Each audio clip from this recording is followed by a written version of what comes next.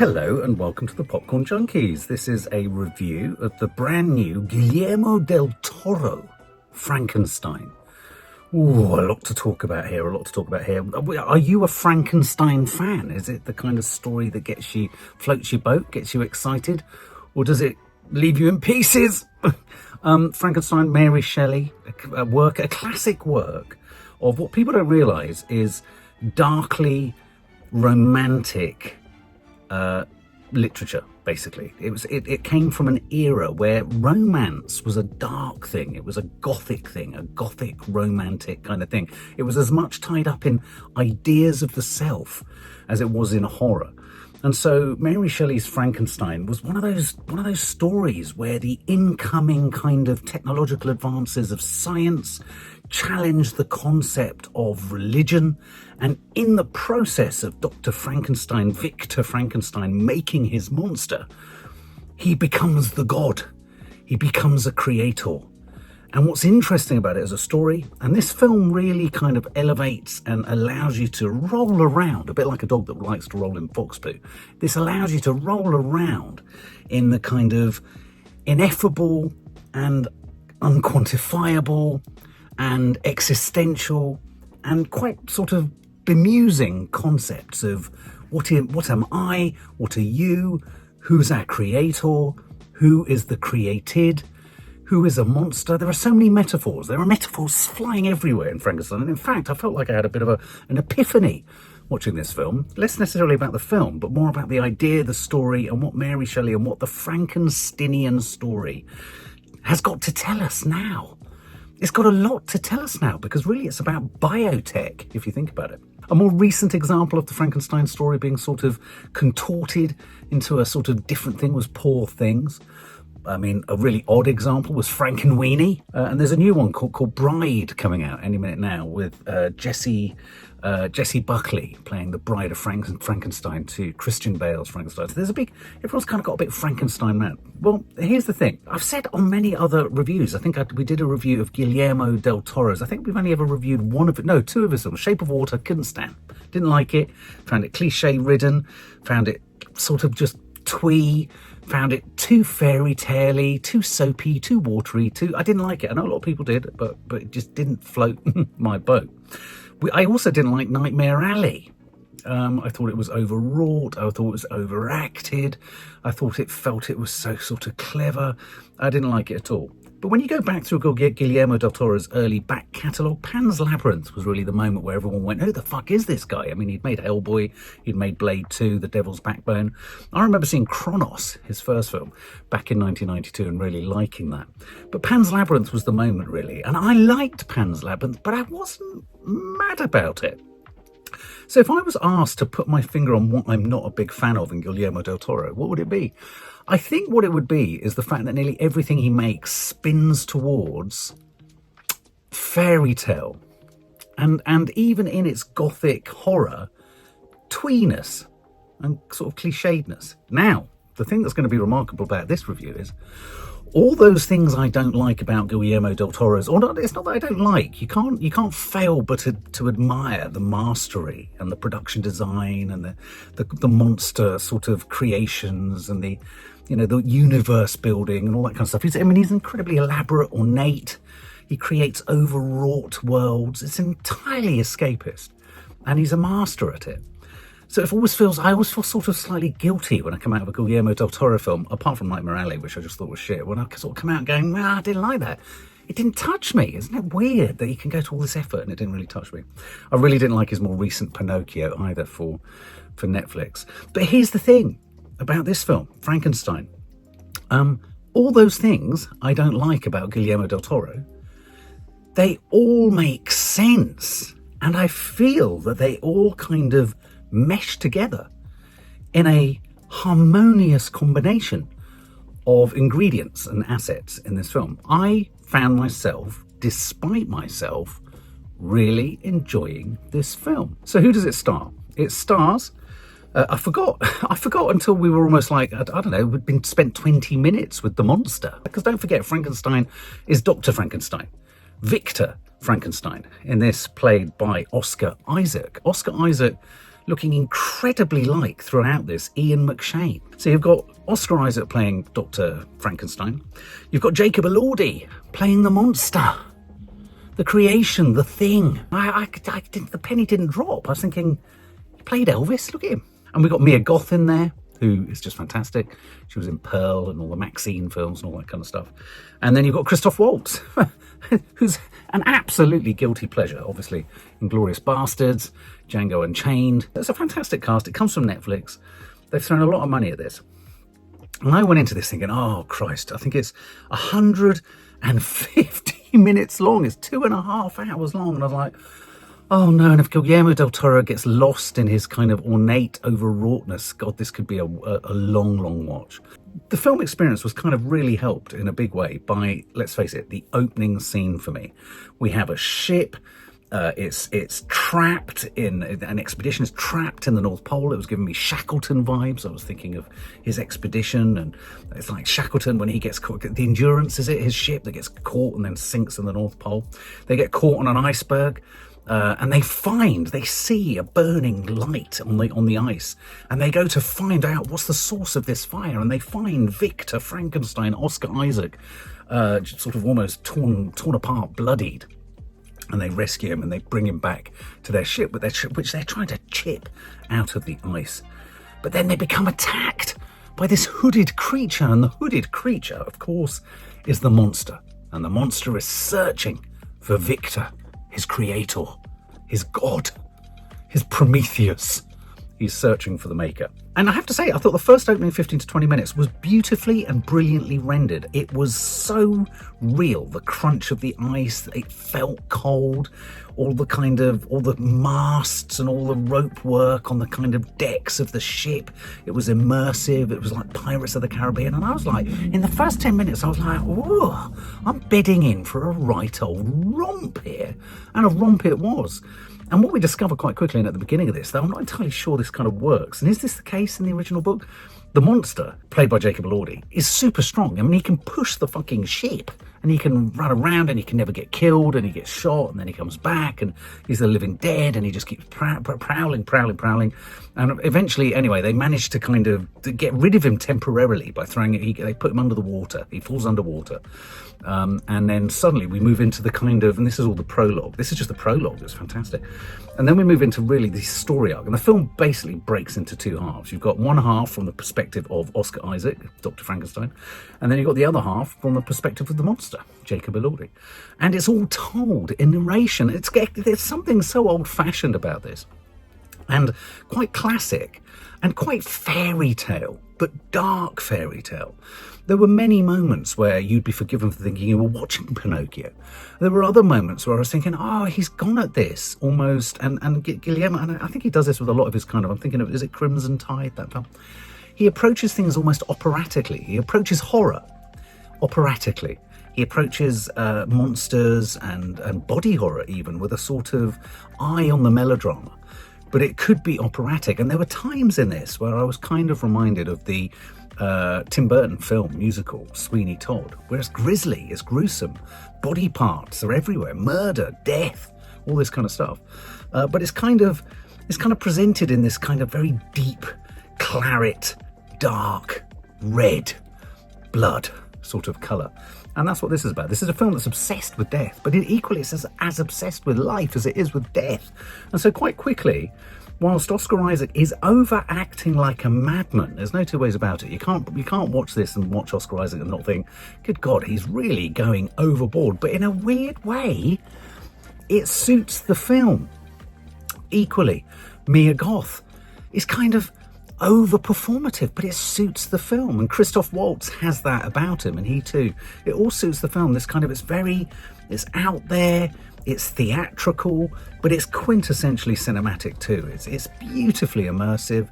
The interiors are astonishing. I wasn't feeling that thing that I get with even the highest budgeted Netflix films, where they will have used green screen, but you didn't feel it so obviously. I think Guillermo del Toro is a real stickler for making sure you don't see the joins. You didn't see the joins between the special effects edges and all that kind of stuff. It's the classic Frankenstein story, and what I liked about this film was it didn't shy away from some of those cliches. The idea of him chopping up bodies, him being on battlefields looking for body parts. He was almost he was impetuous in his kind of looking for the right quality cadaver or corpse. You'd hang around near the hangman's noose, in the square when criminals were being hung, and you'd see them shaking and twitching in the background, and he'd be looking and checking men out who were about to be hung, going, yeah, I'll have him, and I'll have him because I quite like his organs and all that kind of stuff. And he did a really good job, actually, I think, Oscar Isaac, of overplaying. I mean, at times it was literally like, and I do think Frankenstein, you can see why Young Frankenstein by Mel Brooks with Gene Wilder worked. It's high camp, but this isn't camp. This is deeply, deeply, darkly romantic and gothic. It's true. It's gothic camp. Is there such a thing as gothic camp? It's gothic camp. And I think what Oscar Isaac does a really good job of is he does a good job of that sort of hubris, the egotism, the narcissism, the ambition. We have the backstory of his abusive father, Charles Dance, who won't whip his hands because his hands are his tools, but he'll whip his face because to have a face is to have vanity, and you shouldn't care if you've got scars across your face. No one needs a Charles Dance as a dad. Charles Dance didn't even rescue his mum when his mum was pregnant, so she dies in childbirth, giving birth to Oscar Isaac, or Dr. Frankenstein's brother. A romance of sorts is promised, develops, emerges between Mia Goth and Victor Frankenstein. He's a horrible guy. He's actually really horrible. And I think Oscar Isaac does a good job of making him an incredibly unlikable, purely ambitious, self-interested, interested in the idea and the ability to bring something to life, but not really thinking for a minute about the consequences of that, of what happens once he's done it. And there was a really wonderful moment when they get him Christoph Waltz basically sort of, bankrolls the whole kind of venture. They get the spikes, they get the silver kind of lightning rods that can attract the lightning and thunder.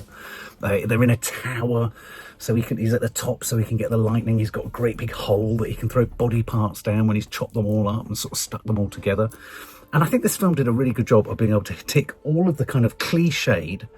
If you're doing a Frankenstein film, you've got to have that. If you're doing a Frankenstein film, you've got to do that. I mean, the only thing they almost didn't have in the film was a bolt in the neck. But everything else in this film is this quintessential Frankensteinian. And a wondrous sequence, an incredibly prolonged sequence of actually giving us a real DIY behind-the-scenes user's guide to the kind of complications of making a Frankenstein's monster, creating a body, a photo-fit body. He's literally fitting the ball joints of hips in and blocking in, and then he's sliding like, shin bones into fleshy bits of legs. He's attaching bits. There's great scenes earlier in the film where he's testing or he's showcasing his experiments to kind of other surgeons in the wonderful round surgeries of Victorian England or London or wherever. And in the process, he manages to animates a head to kind of move and capture an apple or a ball. It's quite grisly, but in a weird way, you're not going to be put off your tea watching this. It is quite bloody. It is quite gruesome, but I think a great grab is Sweeney Todd. It's that level of bloody and grisly and creepy. But what I liked about this one was it kind of harkens back to the original kind of details of the original story and the original book, which I did read years and years ago, which I really like, which is twofold. So on the one hand, you've got Dr. Frankenstein who creates the monster, and in that creating process, there's all of, as I said earlier, there's all of the discussions around, should you bring life back? Where does the soul? There's one point where I think Christoph Waltz or someone says you've got all these body parts, but in which body part does the soul of what you're creating exist? That's a great question. Where does our soul exist? It always puts me in mind of that film 21 Grams. Isn't that the idea? That when someone dies, they immediately get lighter by 21 grams because that's the soul leaving the body. There's the hubris, there's the ambition, there's the kind of blind, blinkered disregard for human relationships, the warmth of relationships, the connection. He's only after success for success's sake. And so, as I said before, when he manages to create the Jacob Elordi monster, he has a moment where he quite literally says, in voiceover, he says, I'd done and I'd achieved what I set out to achieve, but I hadn't thought what comes next. And I thought, wow, that's brilliant. in so many things as humans, AI, in cloning, in so many developments and evolutions of civilization. We've done it because we can do it, but we've never done it. And then once we've done it, gone, oh, what now? What do I do next? What is going to happen because of this? So he creates the monster, but he doesn't know what to do with the monster. And it's in that moment that it all goes wrong, because now he has this living, breathing, beating beast that weirdly and interestingly, played by Jacob Elordi, I think very well as well. It's very sort of monotone, grunty. He says Victor a lot throughout sort of half the film. He's almost like I Am Groot. He's a bit like Groot. He's just got very limited vernacular because he's learning it, isn't he? A little bit of a bond sets up Mia Goth. She's not only had a bit of a flirtation with Victor Frankenstein, but she develops a little bit of a frisson with the monster himself. And then, of course, on the other side, when you flip over to Jacob Elordi and the monster telling his side of the story, you've got the who is the master, who is the god, what is my purpose, why am I not valued, why am I not loved? And actually, if I'm immortal, which the monster is, he can't get killed, he can't die. The monster has this desire for connection. He wants a bride, the bride of Frankenstein. He thinks and hopes that maybe Mia Goth could be that person. He wants a companion. He wants company. And so whilst he's scary when he goes at horrible people, this film sticks to the idea that actually the monster is misunderstood, is powerful, is dangerous, is unpredictable, but actually is an incredibly sensitive and gentle soul. There's a wonderful extended sequence where when he kind of escapes from the tower, he stakes out in the kind of in a barn within a kind of a sort of settlement of a family.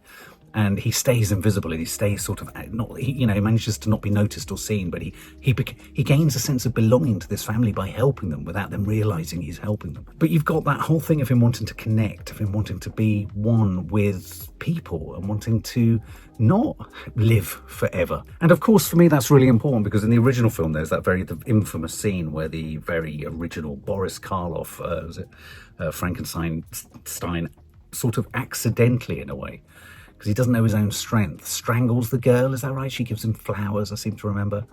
And then he strangles her, and then he's vilified and he's villainized, and then the villagers will go after him and want to set fire to him, but he hasn't really understood what life is.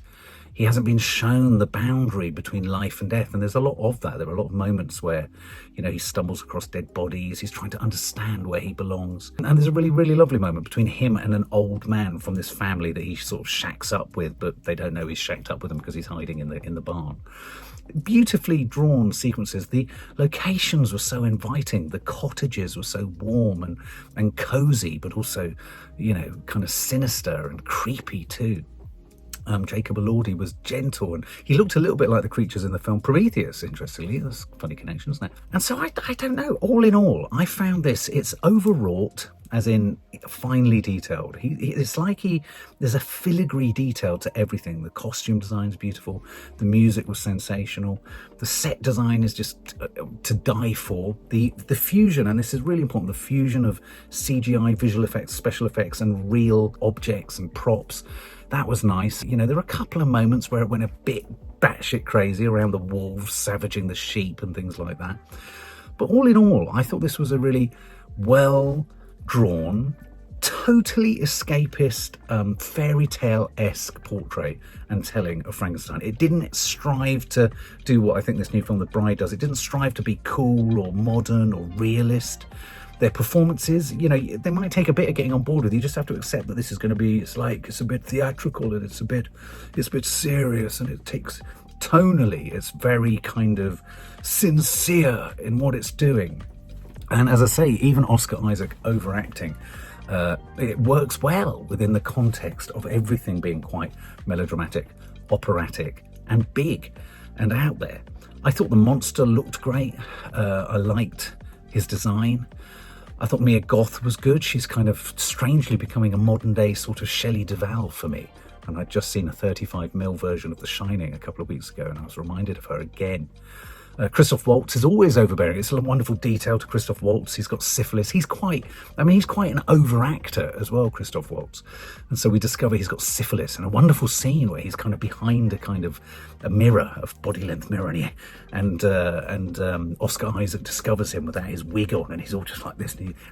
Christoph Waltz gives a great description of the kind of evolution of how of the process of syphilis taking his life, and he goes through all these symptoms and what he's got to look forward to, and he says, "And then I will end my days screaming insanely in agony." And you're like, fucking hell, thank God we don't get things like syphilis now. But of course, he wants to be immortalised. Christoph Waltz is hoping that he could be immortalised somehow in the body of the monster. But he's too poisoned. He's too damaged, as Oscar Isaac isn't too shy in telling him whatsoever. No, you're dirty. You're infected. Every part of you is infected. So there was a lot in this as well. There are a lot of topics that are relevant and relatable to now. You know, scientific progress, what we can do, what we could do, what we should do, what we shouldn't do. And also what our purpose and what our role as humans is in the creation of other lives. And I do think that there is something to be said for, though AI doesn't come anywhere near this film whatsoever, you could argue that the whole Mary Shelley's Frankenstein concept, the AI thing is where our modern day Frankenstein could happen, because albeit it won't be a body, it's if you think of AI people, AI bots and what have you, they're created from the parts, if you like, the data parts, the digital parts of people, aren't they? The knowledge, the creativity, the images. And so in a weird way, I found myself thinking, not directly, but I found myself thinking about the fact that we're contending with similar kind of issues of control and power, and the idea that we as humans have the creativity and strength of a god. But really what gave this film for me its ultimate appeal, and in fact the length of it lent itself really well to how much I enjoyed it, because I was really bedded in. I'd escaped entirely into the worlds of where we were, the North Pole, the tower on the hill, wherever it was it in Switzerland or Austria, I think, or wherever, you know, the surgery kind of lecture halls of London. It was all so immersive, it was tactile, it was real. And so in a weird way, I'd go so far as to say that of all of the Guillermo del Toro films I've seen, for me this was the most successful in bringing all of his strengths to a subject that became even richer courtesy of his commitment to style and detail and horror. I mean, don't get me wrong, there's horror in this, but I love the deep, dark, burgundy, romantic heart of this. There was a dark heart at it, and there was tragedy, and there was trauma, and there was a monster in the heart of this, and there's the doctor in the heart of this. They've gone on a journey of the soul. It's a soulful film. So all in all, I really enjoyed it, and I'd say watch it. And it comes to, I think, Netflix on November the 7th. I'd give this, I'm so pleased. I've seen a Guillermo del Toro film that I really enjoyed. I'd give it 90 out of 100.